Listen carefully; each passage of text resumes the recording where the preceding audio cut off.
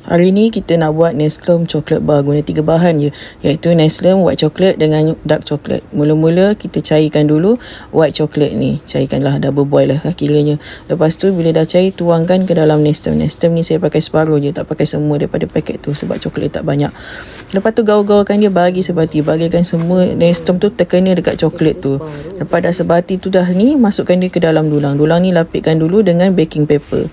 Letakkan semua Nestlum tadi yang kita dah gaul-gaulkan dengan white chocolate tu. Lepas tu kita kena padat-padatkan dia dalam loyang ni. Tekan dia, tumbuk-tumbukkan dia sekali apa semua, asalkan dia betul-betul padat dan mampat.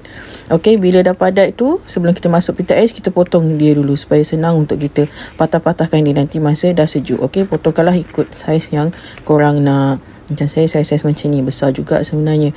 Okey, bila dah sejuk, keluarkan daripada peti ais. Okey, ni dah sejuk. Letak dalam peti ais tu lebih kurang dalam 2-3 jam jugalah, atau semalaman. Macam ni tak tahu mana dua ni dah hilang, siapa yang makan ni. Okey, lepas tu kita patahkan dia.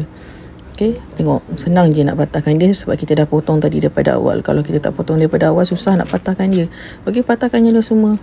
Tangan tu memang tak ada glove, tapi tangan saya bersih, jangan risau. Lagipun nak makan sendiri, bukan nak jual. Okey, bila dah patahkan tu, dark coklat tadi tu kita sapukan ke atas Nestlum Chocolate Bar ni. Kalau korang ada piping bag tu, buatlah cantik-cantik. Ni sekarang tak cantik, aku guna sudu je. Itu je yang ada, apa yang ada lah.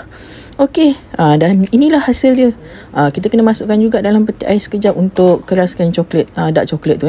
Macam ni je lah hasil dia. Itu je lah, tak ada apa, itu je, senang je kan. Lepas tu masukkanlah dalam balang. Okey, selamat buka.